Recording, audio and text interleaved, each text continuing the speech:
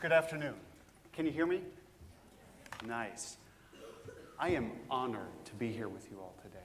And this has been an incredible experience. I want to thank you from the moment we began on Sunday until this moment now. Thank you so much. Just a little bit of background to jump in. I do teach for San Jose State University. This is not my beautiful campus, but it'll be right up here in just one second. There it is. Thank you. Nice. I do not live in California. I live in the great state of Michigan, where Eli lives as well, which is very cool. And I live very close to a beautiful lake. Our program is 100% online. I do all of my teaching from my home office and wherever I happen to be, back in the back of this room or outside having a cup of tea and break. I've been doing my teaching as well. So it's a very dynamic and exciting program. If you'd like some more information about it, chat with me afterward. And we also have some items at registration if you are curious. Synchronicity is an interesting thing, and I have traveled here and there, and I have these moments of wonder. And there have been many moments of wonder in this trip. But strangely enough, I flash back to being 17 years old, Sunday, when I happened upon a statue on Victoria Street, and I was reminded of the thing that we did when I was 17 years old and in high school, was we went to see the Rocky Horror Picture Show. I was a drama geek, and that's what we did. Wow, who knew? Who knew? But we should go on. We're going to talk a bit about libraries today, and we're going to talk about how libraries have evolved. I want to start by looking at how library technology has evolved. Michael Buckland, a noted LIS professor and LIS philosopher, said, with information technology, there is much greater opportunity to bring service to wherever potential users of library service happen to be.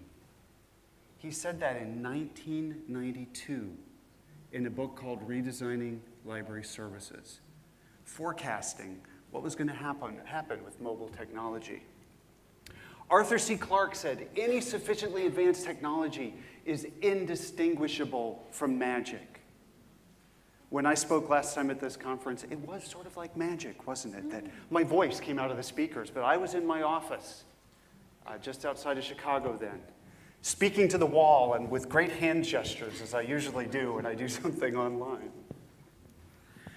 In Cognitive Surplus by Clay Shirky, Shirky looks at the way we might approach this new socio-technological landscape that we're working in. He says there are three ways. The first one, as much chaos as we can stand. The second, traditionalist approval. And that's where new technologies, new services, new things go to the traditional route that they have always gone in our institutions. The library website is taken care of by PR and marketing because that's what the website is. But it's not really. The third is a negotiated transaction where all stakeholders come to the table and we talk about things. And we decide what's best. So what do you think? What do you think Shirky advocates for? I heard it. Absolutely. Absolutely. As much chaos as we can stand.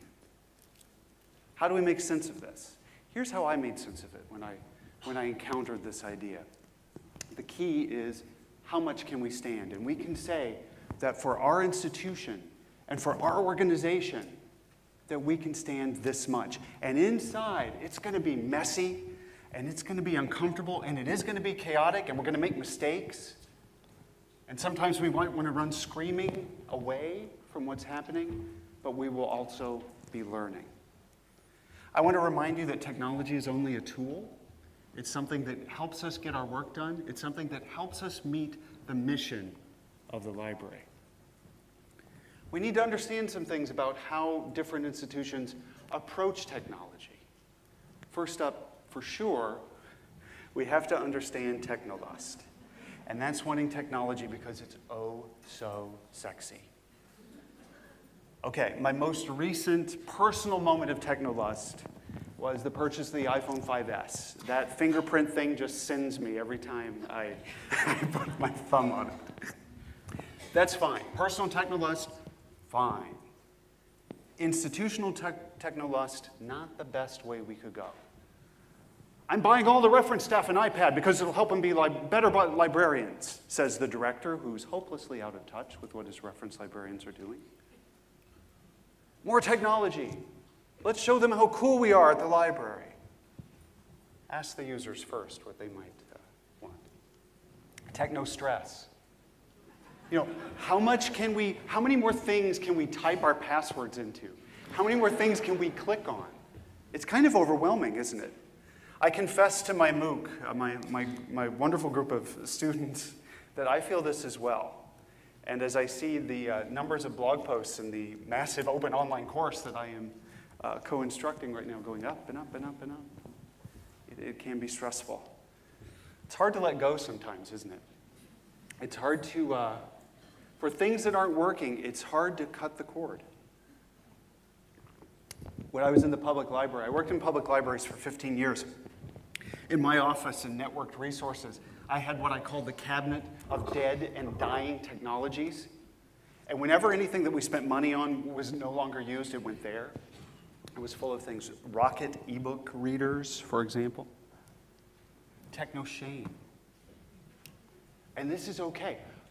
We've been together. You've heard all these wonderful things these last 2 days. Look at what Ann Arbor is doing, and look at what this library is doing. Oh my goodness, our library isn't doing any of this cool stuff. That is okay. This is the easiest one to fix. You can start now.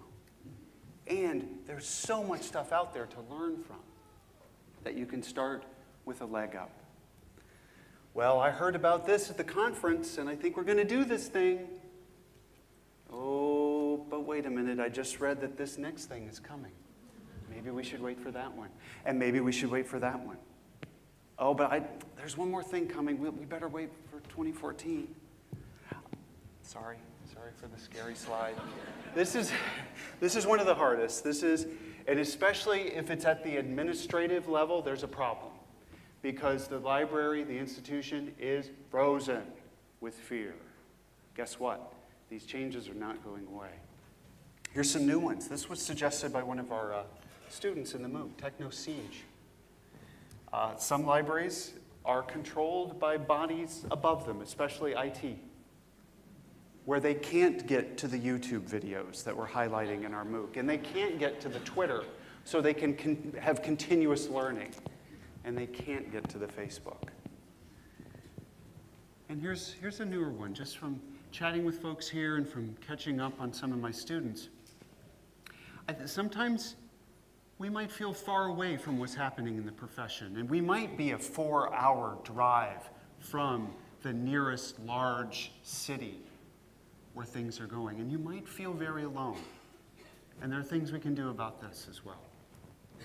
So, at the same time that library technology is evolving, learning is evolving. And when I look at learning, I use Mesereau's theory of transformative learning as sort of my framework for approaching it. And I've done this with the Learning 2.0 research that I've done and in preparing the MOOC.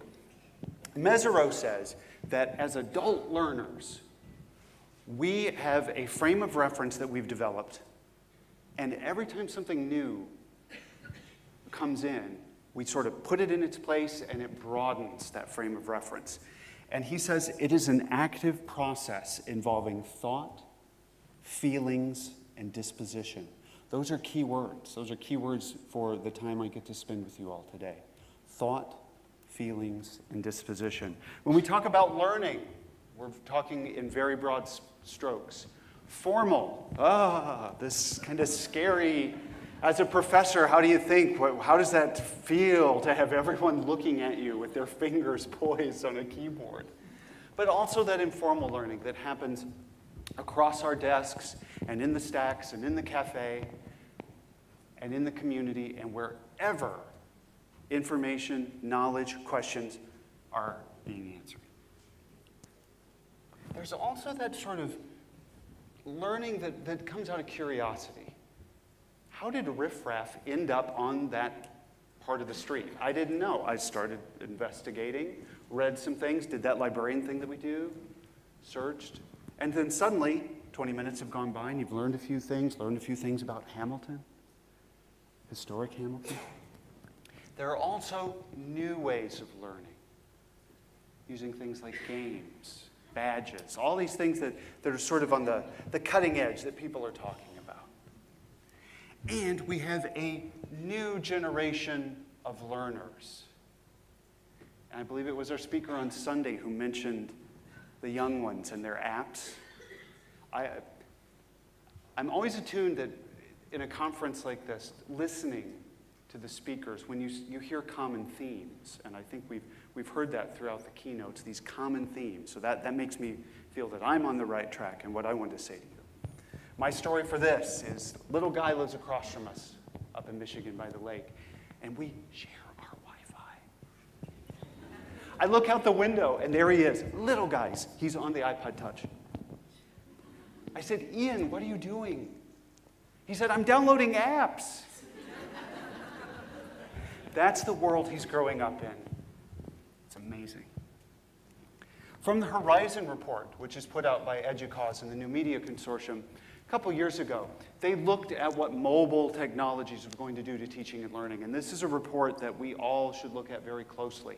Even if we're not directly in university or in education, we still should be looking at it. The Horizon Report said, people expect to be able to work, learn, and study whenever and wherever they want to, which leads me to the title of this talk, Learning Everywhere. It's a wonderful book by Thomas and Brown called A New Culture of Learning. In it, their thesis is, what has happened to learning when we have moved from that very rote, sage on the stage, I will tell you what to memorize, 20th century, to a very fluid, participatory 21st century. They say that information technology is a platform to share and network imaginations. And the world is changing faster than ever, and our skill sets have a shorter life. This is a big deal to me as someone who teaches in library school, because I can't just teach my students what a blog is and how to write a blog post. That doesn't help them. I need to teach them how to look at some new something, figure it out, and then figure out how it applies to what we do in libraries. The authors say that play is the basis for cultivating imagination and innovation. And this is something I've advocated for a long time. Since Learning 2.0 began in 2006, play, trying things out, experimenting, solving problems by looking it over and trying things out. I've been using a model for the last few years in my teaching called the hyperlinked library, which brings together many of the ideas that we've been discussing at the conference so far. The hyperlinked library is made up of many of the things we've talked about, as well as it's not just technology, because hyperlinks are people too. And a lot of this is based on the writing of David Weinberger, whose work since the Clue Train Manifesto has really spoken to me.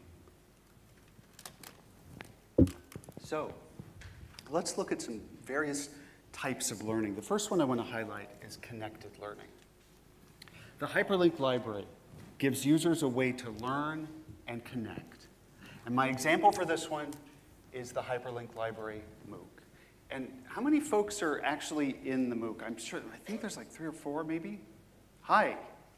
Nice. How y'all doing? So what is a MOOC for the room? A MOOC is a massive open online course. Our MOOC is different than maybe the MOOCs you've heard about.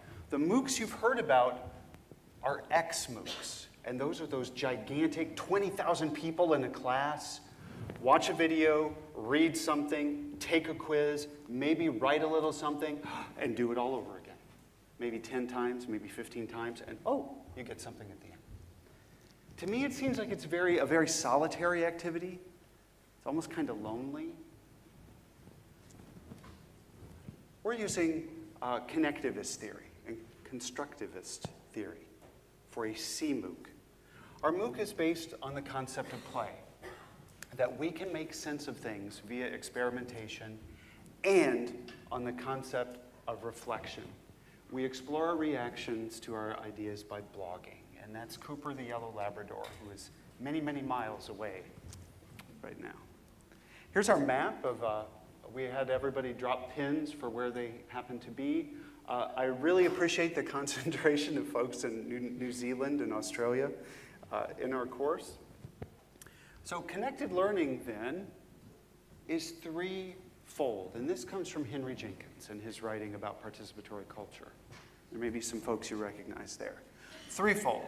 One, we come together with a shared purpose. We're going to do something. We're going to learn about the hyperlinked library.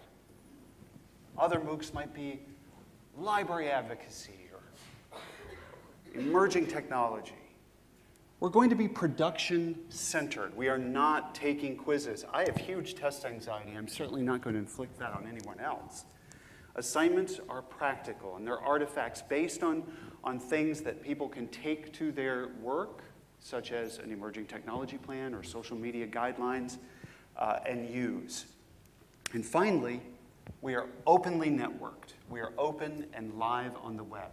We're using WordPress, yay for WordPress, and a suite of plugins called BuddyPress that turns the site into a massive social network.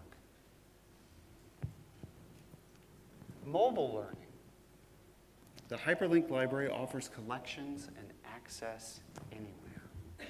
Pew Internet in American Life looks at America and does surveys, and they said a couple, 3 years ago that the mobile device will be the primary connection tool to the internet for most people by 2020. I think it will come sooner than that. There are now 6 billion active cell phones worldwide, and this really impressed me. This was a study done in part by AOL. They looked at how folks use their smartphones, and it may be a little difficult to see, but the number one thing that people do, and I love the descriptors that they use for this, the number one thing they do is me time. That's having me time on your phone. I'm going to call it that from now on. It's me time. I like that. Other things, self-expression, discovery, preparation, accomplishing things, shopping, of course, and socializing.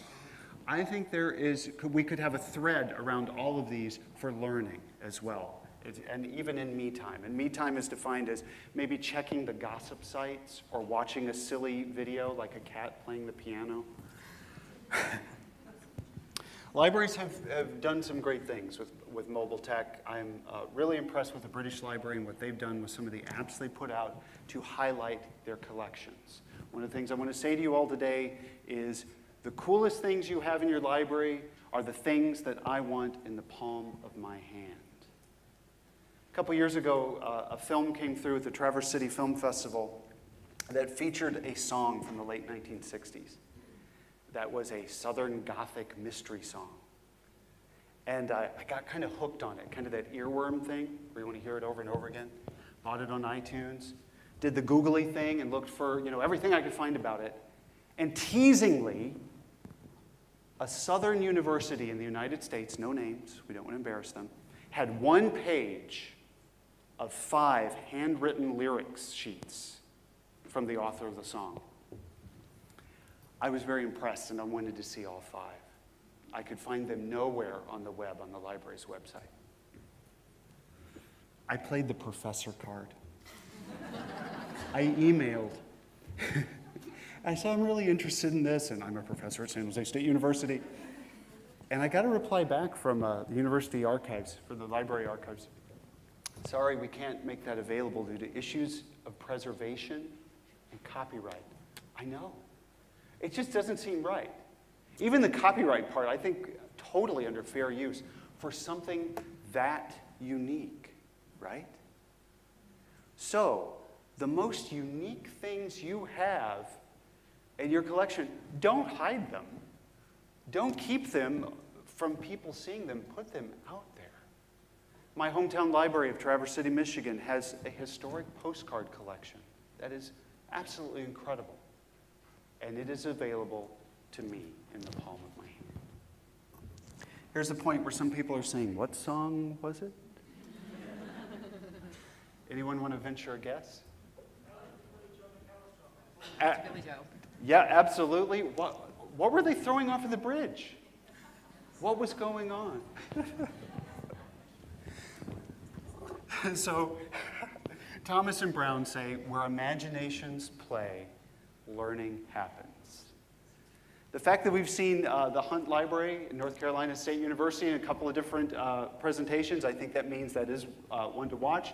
This is from Mal Booth. I follow him on the Flickr and really impressed with this. This is their Instagram My Library, Hunt Library, the library story program that they did, where they asked the students to take photos in the library, tag them, put them up on Instagram, and it became this beautiful student, faculty, staff created collection that becomes part of the creative story of the library. So what I want to say here, and Eli made a great point yesterday about it may not be the makerspace in the library. It may not be the digital media lab.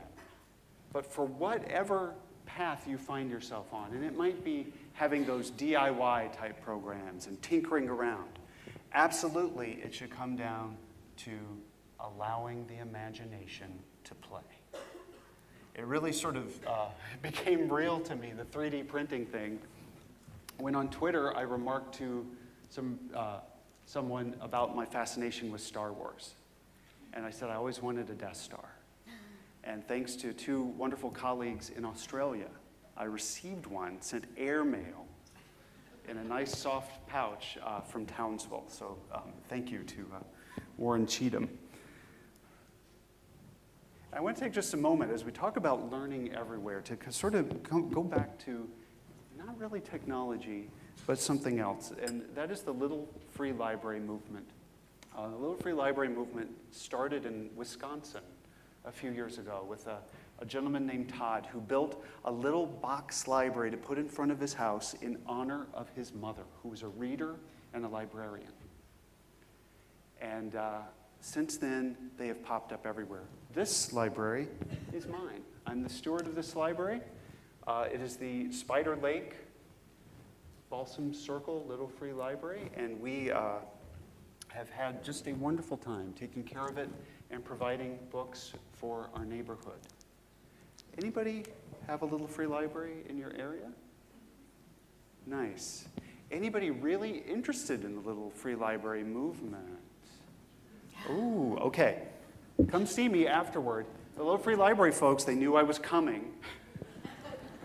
And they gave me one of these. This is an official Little Free Library plaque. Oh my gosh, I sound like a vendor. Sorry. This is, no. Forgive me for this. Come and see me if somebody's really passionate about wanting a Little Free Library and you're serious about taking care of it. Come see me afterward. Lost my clicker. Okay, so how do we start? How do we start doing all of this learning everywhere? It starts, in my mind, with learning to learn. So let's talk a little bit about professional development. Let's talk about us and how we've learned. Do you remember when you started your library career? Did somebody train you? Did they take you around the library? You maybe sat with someone? Oh, I remember that day early on. I started at the public library July 21st, 1991. And that week, I was taken down to cataloging to be shown how the catalog worked with a wonderful librarian who was very nice. Probably a lot of our training is done in-house, as it should be, especially for all the unique things that we do. But then there's also this type of an atmosphere where we come together like this and we exchange ideas and we learn. Into the mix, in 2006 came Learning 2.0, or 23 Things, as it is also known. Developed at the Public Library of Charlotte-Mecklenburg County by Helen Blowers and her staff. They wanted their staff to understand what the technologies, the emerging technologies of the day, were going to do to library service. I was very, very lucky that day to be invited down to help launch the program and talk a little bit about all the stuff that I was seeing and what was going on. And then Helen got up and told the group, y'all are going to do this, and at the end, we're going to give you an MP3 player if you finish. I was very lucky to be invited to Australia in 2009 to do 5 weeks of research around Learning 2.0. The first library that adapted the program after it started was in Australia. And we found a few things. They're very interesting. We found, as a result of the program, library staff reported they had increased levels of comfort learning emerging technologies, increased levels of confidence, and they were more willing to explore technology on their own. And that's that self-directed learning that I think could be so beneficial to us as we go forward with professional development. Who here in the room has done the 23 Things program? Nice, good. It's gone many different ways. We've seen 23 things for professional development. We've seen 23 things for research. I've also was very lucky to attend a library staff day where I was giving a talk in the state of Illinois in the United States where they had a live and in-person 23 things. It was, I think, 10 things, where very much like in the exhibit hall, you're getting a passport stamped. And then at the end of the learning experience, and the photo here is of the Learning All About ebook readers table. If you filled all your blanks, your name was put in the drawing for an ebook reader. There's the passport. Looks like that. So into the mix comes something new. 23 mobile things. This was created, the program was originally created by Jan Holmquist in Denmark. And I've been working with him on some research, which I'll tell you about. Miley Joseph, and oh, the name is Catherine. I'm sorry, the name escaped me. Forgive me. Translated it, and they have put it up for everyone to use, which is absolutely impressive. And along come Abigail and Kate for the ANZ23 Mobile things. Who's in this program right now? Or has been? Excellent. Well done. Okay, so just like the Learning 2.0 stuff, looking at how this program is playing out, and with Jan and his staff, the original one, here's just a tiny little bit, and I'm sorry to show you a kind of like a charty, boring thing. We asked people before the program and after, how do you feel about mobile technologies? Tell me where you rate on this scale, from I have no understanding, I have a limited understanding, I understand only parts, to fair to high. The gray is the pre-survey, before it happened. Folks were no understanding, limited, and only understanding part. The white is afterward. We actually got rid of those first two categories completely, and 58% of the folks in the original program said they have a fair understanding and can chat with others about the technologies. That makes me very happy, and that says that we are on the right track with this type of model for professional development.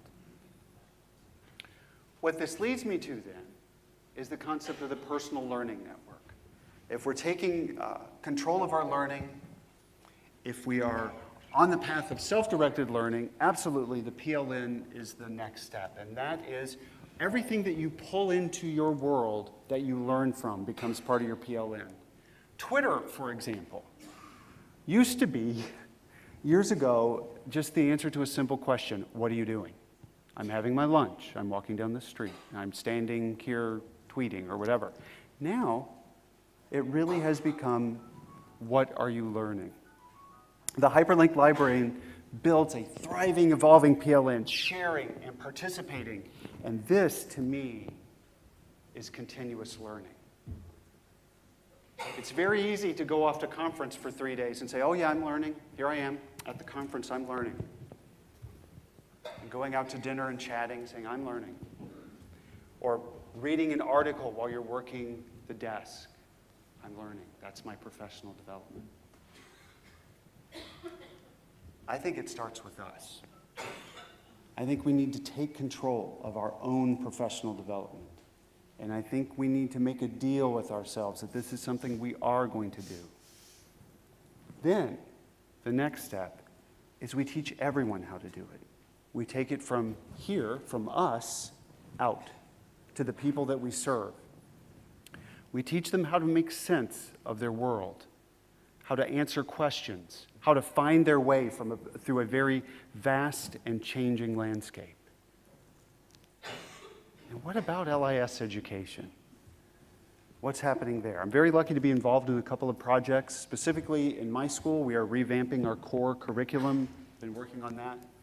I also found my way to Salzburg, Austria a couple years ago to a meeting called Libraries and Museums in an Era of Participatory Culture.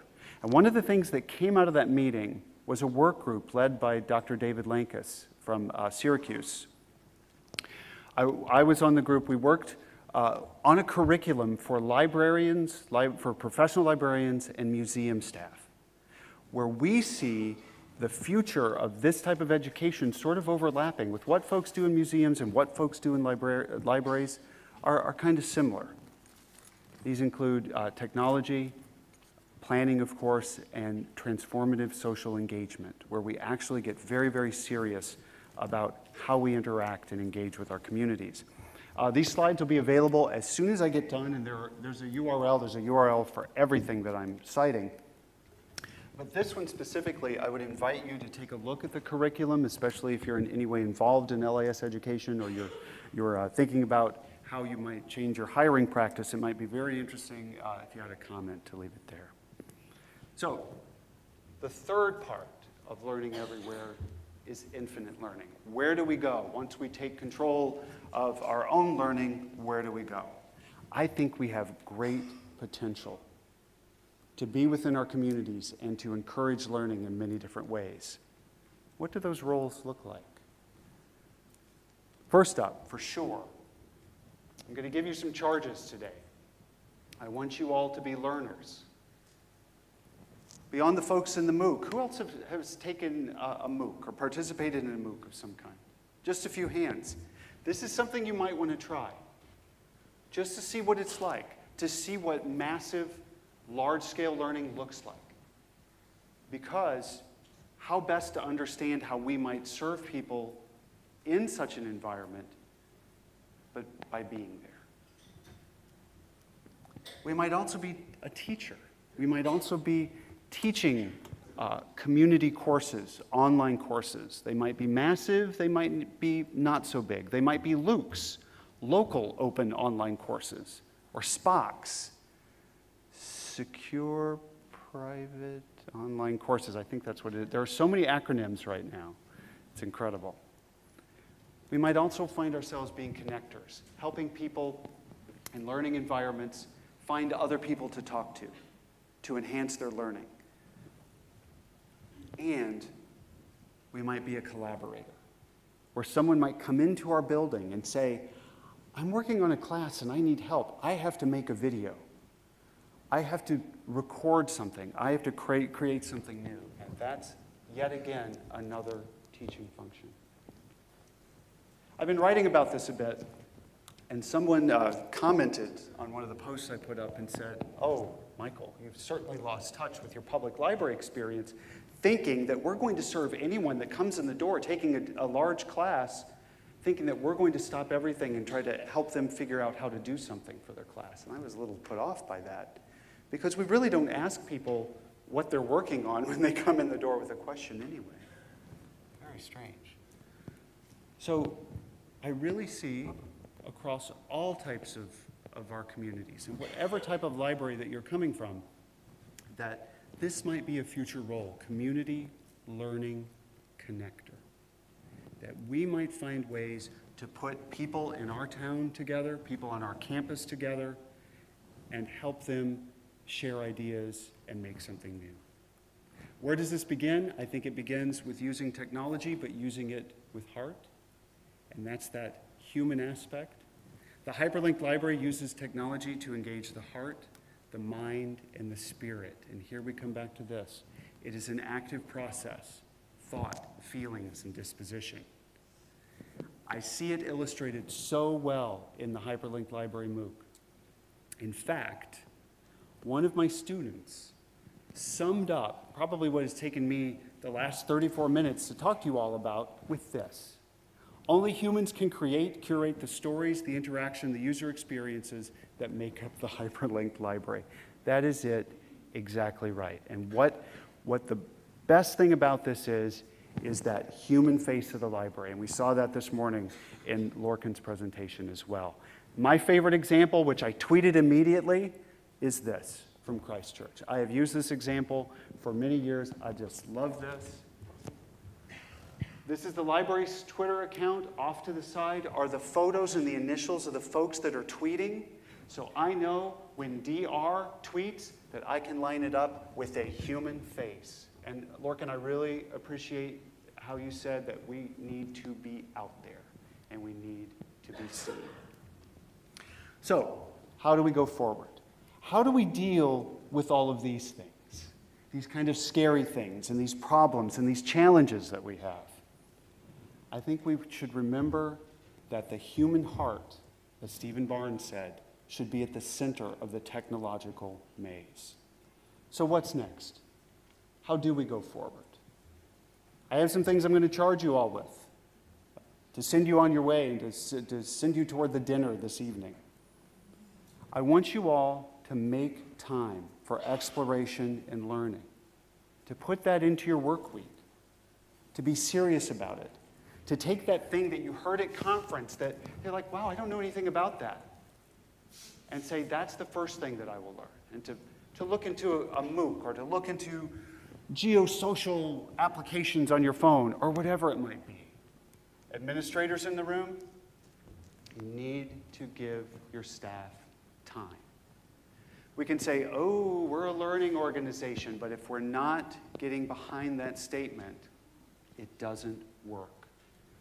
What we found with Learning 2.0 is when it breaks down, when the program doesn't work, when people reported everything went back to exactly the way it was before we started the program, is when people were not given time and encouragement to do it. I think we need to learn always. After you finish your coursework, keep learning. After you've been in your job a few years, keep learning. The minute I stop learning, I am of no use to my students. I should just pack up my virtual office and go home. We need to watch the horizon for the next thing and the next thing and the next thing. And even if you never, ever, ever have a 3D printer in your library building, find a way to get your hands on one, or go to the makerspace in your town or nearby and see what it's like, so you can put that sort of into your frame of reference for what that means for information and information creation in the 21st century. Look for ways to break down barriers. Look for those ways to get information in people's hands. One of the things that we assigned in the MOOC for folks that wanted to do it was a kindness audit of your spaces, of your physical space. And I love this because students are actually like putting up photos, and one student did a video of going into your library with your user's eyes and looking for the way we talk to our users with our signage and with our desks, the way we position them, and with our policies. So give that a try as well. Look for barriers and then take it online. And Aaron Schmidt, who writes about the user experience in Library Journal, calls that journey mapping. See what it takes to get library card information on your library web page. See how many steps you have to take. I also think we need to value everyone that we serve. Late in the day, I know.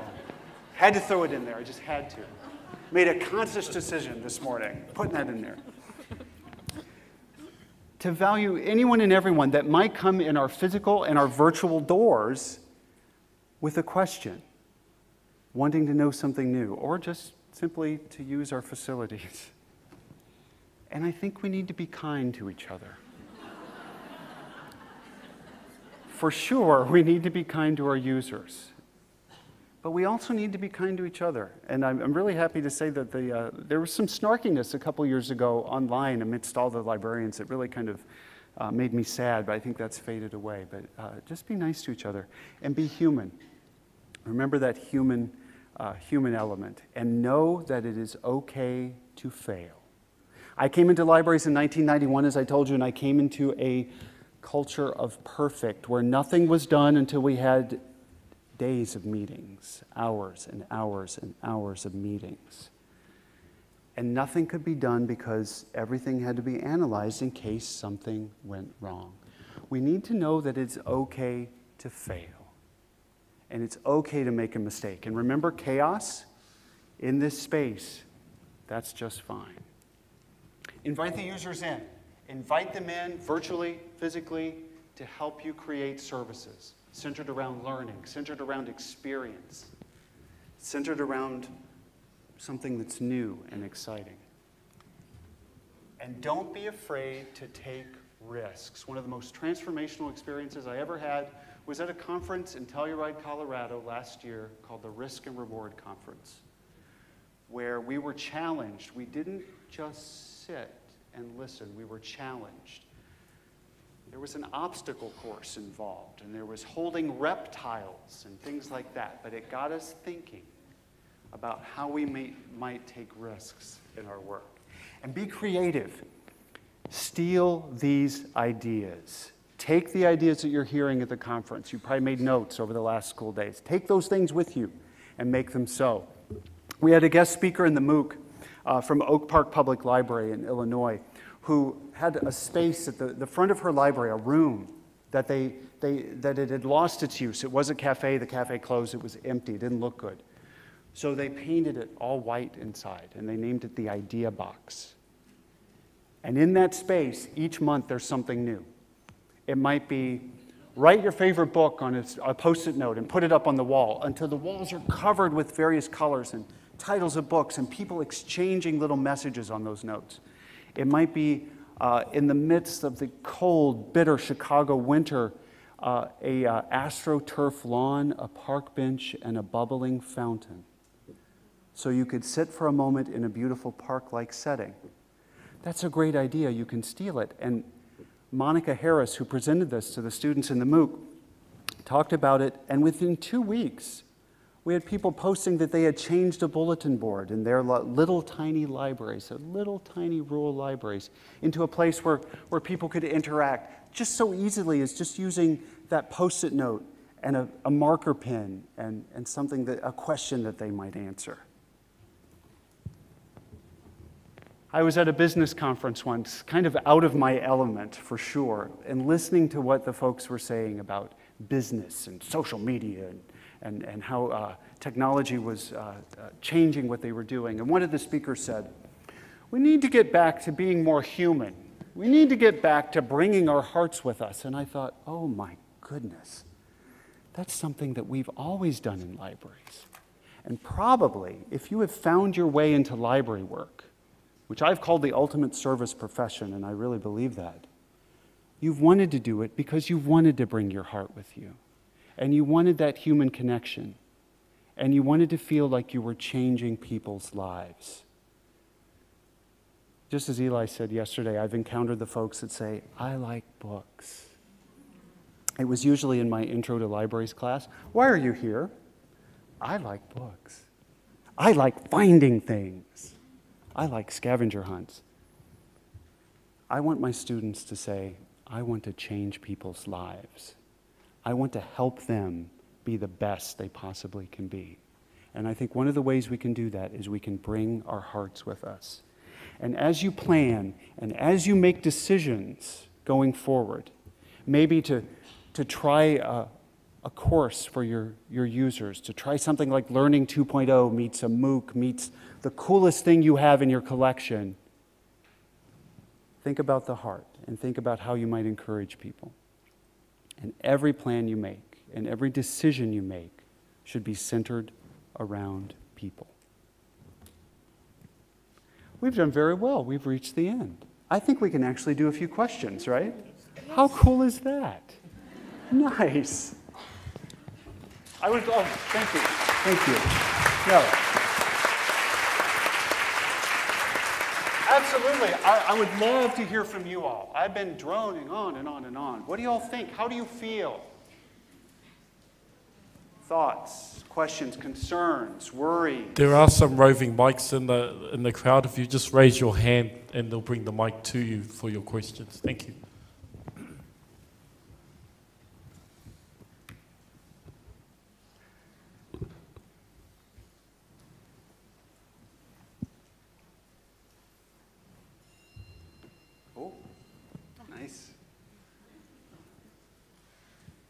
Michael, I think we might need to change. You said a librarian, you want to change people's lives. I think it would be better if we gave them the tools so they can change their own lives. Absolutely. I think if you rephrase it, then it sounds more enabling. I think. Right, and that's exactly, yes, that's right. That's exactly what we're doing. We're setting them on the course. But yeah, but I want the librarian to be that connector, that collaborator, that points people in the right direction. Absolutely. Other thoughts? Yes. Sorry. I liked that you said that librarians provide the ultimate service. Can you, I mean, it's a big claim. Can you tell me why you think that? Absolutely. Why is librarianship the ultimate service profession? I think at times it is very thankless, it is very low paying, and sometimes it can be incredibly frustrating. What rises to the top when we talk about our jobs? I have to clean the restroom, says the librarian who does everything in her tiny little library. Or I have to chase someone out of the library who is being incredibly inappropriate and I'm totally freaked out, but I have to do it because that is my job and that is what I signed on for. So not only are we doing all of those things and we're dealing with money and budgets tightening, we're also trying to make sure that we are reaching people through the things that we have done for a very, very long time. Those things have changed, they've evolved, the books are no longer chained to the podiums, and those services are evolving, but we're doing that while balancing everything else. So, I really believe it is the ultimate service profession. It's over here.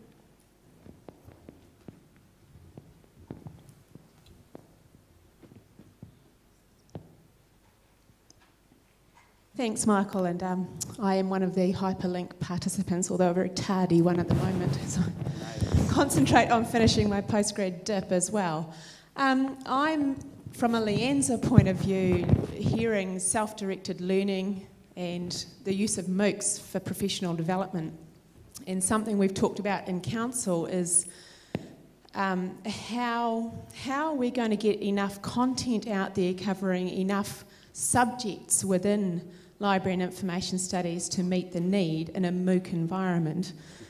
One of the things I'm thinking about is taking a paper to, say, IFLA and to other library associations to say, can we drive this in some way with the library educators to do this around the world? Oh, we need to talk, for sure. Okay, I have a sticky gram for you of the official hyperlink I have one already. Part. Did you get one already? Oh, I'm sorry. Okay. Well, if anybody didn't, I have some. Okay, we are absolutely thinking the same thing. This is how I believe this should go forward. What I would like to see is library schools, information schools, and the associations come together and say this is something we should get behind. I get irked. Eli, you've really kind of freed me up to say some things. Thank you for yesterday. Thank you. Okay, because I said to him, he says things I don't think I could say. I get irked when I see an online webinar thing going up like, oh, come listen to so-and-so talk about social media guidelines for 90 minutes for like $300 for a library, a library to sign off on $300 to send 6 people to sit around a computer for a lunch hour. That doesn't make sense to me. When the web is like this thing that we can use for free, open learning. I know the associations have to support themselves, but I think that we could find better ways to do that. I would like to see the library schools, some of the associations push for the specialties from the various schools. Like San Jose, we brought the hyperlink library forth. We're hopefully going to do another one. Out of the University of Toronto, the Faculty of Information Studies, they have somebody that specializes in advocacy, which is so important. There's going to be a MOOC in the spring for librarians, global, on advocacy. Absolutely. That should be a thing that happens. I want to take a paper to IFLA about what we're doing and how I think this path, MOOC, whatever you want to call it, professional development, self-directed learning, learning 2.0, put it all in a big basket, stir it up, and that to me is like the next wave. That's the next thing. I don't want to take anything away from this experience because it is wonderful, isn't it, to come together, especially in this environment and with all the beautiful things that you do that are so unique. But this is important as well. But for long-term, ongoing, and for those dear folks that may be feeling techno-isolation, absolutely, this is something that we should do. Thank you for that question. Thank you for letting me get on my soapbox for a second and say that. Thank you. Oh, are we done? Any more questions? Do we have time for another? Yes, we have time. Oh, good. Okay, cool. Yeah.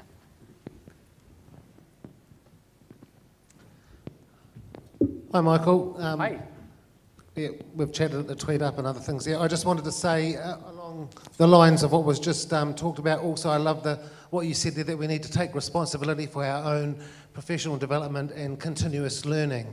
And certainly the MOOCs and the online stuff is a big way. The tweeting, the professional networks, the personal learning networks, it's all there, and we can't expect that it's all going to be done and paid for by our employers and in our work time. We have to take the bulls by the horn and take the responsibility ourselves. So I'm glad that you brought that up. Yeah. Nice.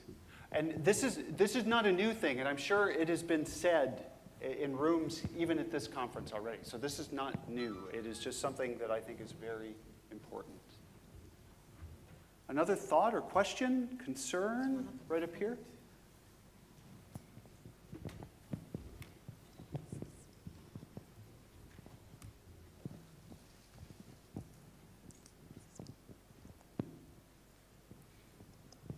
Hello, thank you for your talk there. I agree, I love MOOCs. I've been doing some in psychology. I'm not a librarian. I'm tempted to look at yours now. But my question is around, you're very inspiring and very passionate. How do we get other people in our staff to actually take that next step and think about being self-directed and think about really wanting to embark on these sorts of things when maybe they only do, I don't know, 15 hours a week in a community library somewhere, Right. but we still need them to be at the forefront because they meet our customers. Well, even for that specific type of job, that 15 hours a week, as you say, for sure, part of that should be given over to time for learning, time for keeping up, if you will. We should also foster an environment where that is expected and encouraged. I think a great way to sort of pull folks along that maybe a bit more reticent about it all is to partner them up, to do all those wonderful things that we found in the Learning 2.0 research, using champions in various departments around the library that kind of push things along. Now the other thing though goes to the admin side. And this is what I call professional development with teeth. Doctors and lawyers and other professions have very strict guidelines for keeping up. We don't. In the United States, we don't. Let me say it that way. And again, comes back to, oh yeah, going to ALA once a year, that's cool, that's my professional development. That doesn't have the teeth that I think it should have. I would like maybe that's what this landscape is that we're talking about, and in the MOOC, we're awarding badges for various things, and there will be a master badge at the end that you completed the hyperlinked library. Maybe that will evolve into something that becomes part of your personnel record or part of that meeting you have with your supervisor, even if it is a 15-hour-a-week position, that you have with your supervisor once a year or twice a year. We say, yeah, here's the badges I got. I did this work. This is new stuff. I want to take a step back, because some of you may be thinking, oh my goodness. This is new stuff. I think we're figuring this out. I think we're figuring out badges, we're figuring out MOOCs, and we're figuring out how this is all going to work. It's just like in 2006 when we were talking about blogs and all that stuff. We figured out how that works. And now look at how sort of commonplace it is. Give us 6 more years and let's see where we're at. And that is an excellent question. Thank you.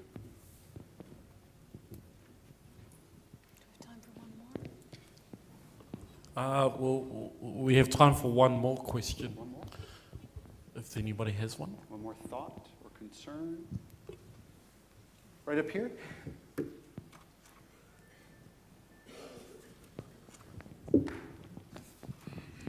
Hi, I'm from Australia, so maybe this is an Australian thing, but the graduates that are coming out of the library schools, I'm finding are wanting to be library manager, straight up. And library school seems to be teaching that, you're coming out being library manager.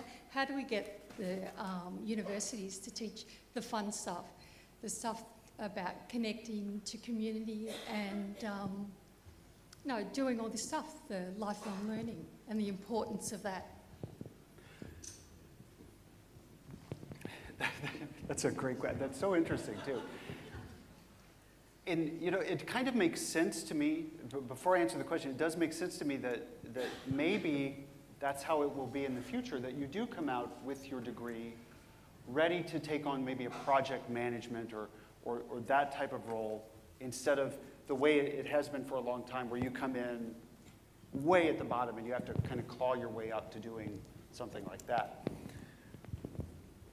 The curriculum I talked about, I think it addresses a bit of that, teaching new things and teaching how to engage with communities. I really believe, on a global level, from visiting the various places I have, we need to look seriously at our curriculum in library school. And we need to throw out some stuff. And I think this was talked about yesterday as well. And make sure that we're focusing on the things that are needed more than those things that are kind of falling away. I think accrediting bodies need to catch up to where libraries are.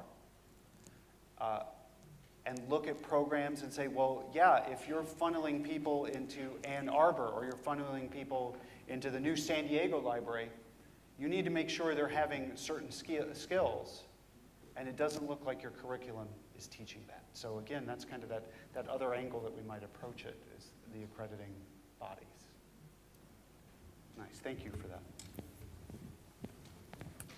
All right. Yes. Thank you, everybody. Thank you.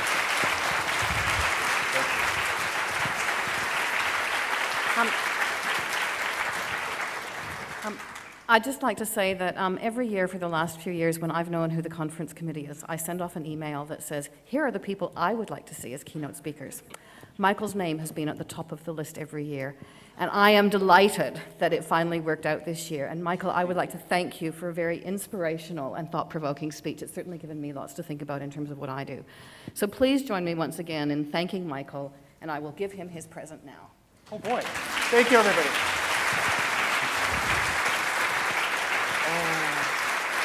Oh, look at how beautiful that is. Oh, it's beautiful. Thank you so much. What was it? Missed it. Kia ora tātou. Before we sing Michael's Waiata Tautoko, and some of those people who won't sing with me try to disappear out of the room, we just have a quick room change announcement for the next sessions. The L2 session will now be located in Heafy 3. The W8 session will now be in Brooklyn 1. The W9 session will be in Brooklyn 2. And the W10 will now be located in Brooklyn 3. The app is correct. Unfortunately, the book, your program books aren't. Our waiata, and it's a very popular waiata that lots of you should know. Tūtira mai ngā iwi.